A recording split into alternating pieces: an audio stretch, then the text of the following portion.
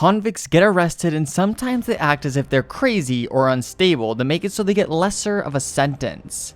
Today is an informational video and hopefully you can take away something from this. But with further ado, let's move straight on to the first convict. This man has something very strange going on with him. He's holding this growling look the entire time, and it's almost as if he's pretending to be a vampire and a werewolf combined. It's super strange to see, and he also bites down. I genuinely felt like he was gonna let out a howl or a bark or, I don't know, try to suck on someone's blood or something. I have no idea, you guys. These just continue to get more interesting, so stay tuned.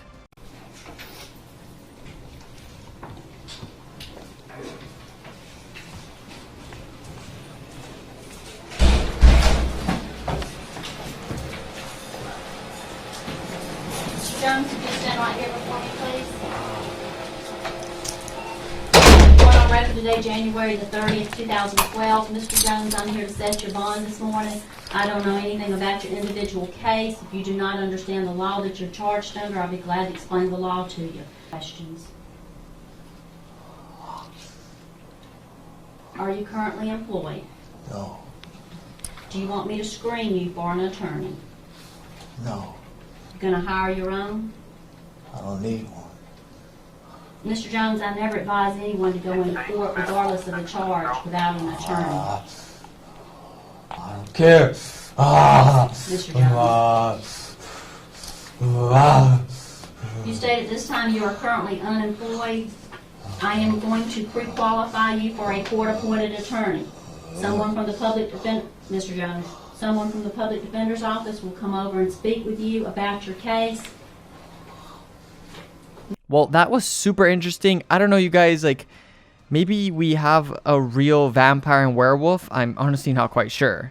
But next up, this man is having to be wheelchaired into this courtroom. And he has this interesting look on his face. And he just begins to scream in the courtroom. This is a very interesting way of going about things. And this didn't really work out for him because he was denied bond and just looked like a fool. When Damon Kemp was wheeled into the courtroom this morning for his bond hearing, he started screaming, and the victims' families couldn't handle it. News 6's Jerry Askin is following the bizarre developments. Jerry, haven't seen anything like this in a while. Eric, yes, bizarre for sure, and I'll tell you, his reaction to his charges and to his bond status, some say, was pretty dramatic. Tonight, Damon Kemp is sitting behind bars in Volusia County on no bond. In court today, we saw tears all the way around from friends and family involved.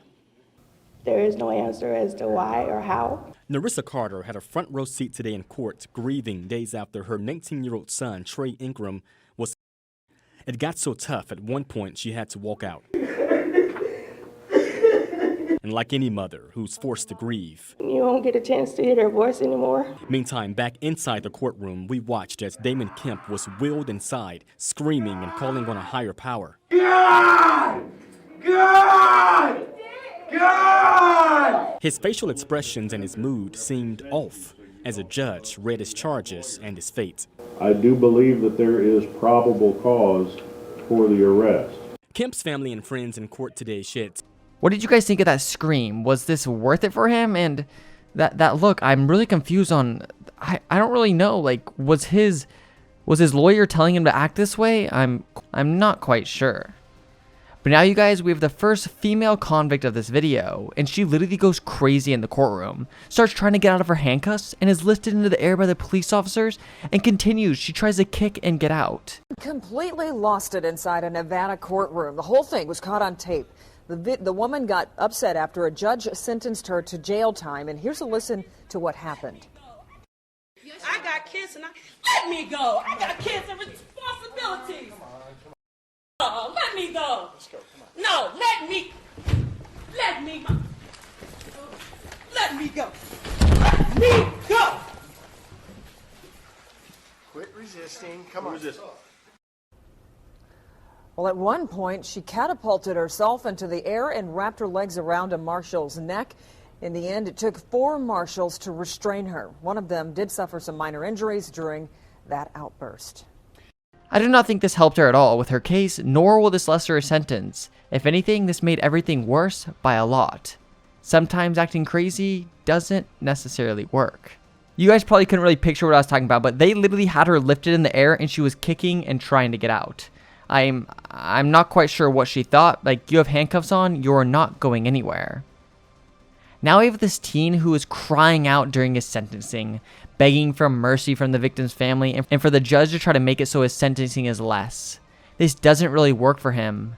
And I really wonder, does he genuinely feel bad? Or is he just doing this to try to get not sentenced for as long in prison? Is this a tactic the lawyer set him up to do? Or is this genuinely how he feels? Well, you guys, the judge doesn't care. Very dramatic day in court as a young man learned his fate. Because he wouldn't stop crying. Brittany Smallwood has more on today's sentencing for us. Hi, Brittany. Teresa, it was intense at sentencing. The courtroom was packed with family and friends supporting the defendant, Dylan Shoemaker, and the victim's family. As soon as the case was called, Shoemaker walked into the courtroom and started crying, telling everyone how sorry he was. I didn't mean to kill you. Ashley, I really didn't. You really think I did that? I didn't mean to hurt him. Dylan Shoemaker walked into a state Supreme Court room pleading his case, telling his victim's mother and the court he's remorseful for what he did. Shoemaker was sentenced Friday. Austin Smith last March. Before the sentence was handed down, Shoemaker and his defense attorney fought for the minimum sentence, 15 years to life. I can't take back what was done. I wish I could. I would give my life for Austin. I loved him a lot. Austin Smith was completely defenseless. That's a given. But there were other dynamics at work there, including my client's inability to either control his anger or frustration and his inexperience in babysitting. Based on his short life now, what is to say he won't do this again? Well, we don't know that. I think it's completely unlikely. It was a situational, circumstantial thing. In Judge M. William Bowler's last words to Shoemaker, he told the now 17-year-old that in his short life, he's caused so much despair to so many people. Bowler said he listened intently to Shoemaker's testimony during trial and called him a manipulator who minimizes his actions. The record will show that you admitted that on July 23, 2013, in a phone call to your mother from the holding center, you stated, and I got a quote from the court reporter, "I am a 16-year-old blonde. Probably all I have to do is cry in front of the jury, and they're going to feel sorry for me," end quote. Afterwards, Shoemaker was sentenced to 25 years to life behind bars. Shoemaker's defense attorney, Joseph Terranova, says he plans to immediately appeal the sentence. Both say the death of Austin Smith was not intentional. Reporting live in the newsroom, Brittany Smallwood, News 4. That right there was very interesting. Same with all of these in today's video. You guys, if you enjoyed, tap on another video on the screen right now to continue watching more videos just like this one. And also drop a like and subscribe. And I'll see you guys in the next video.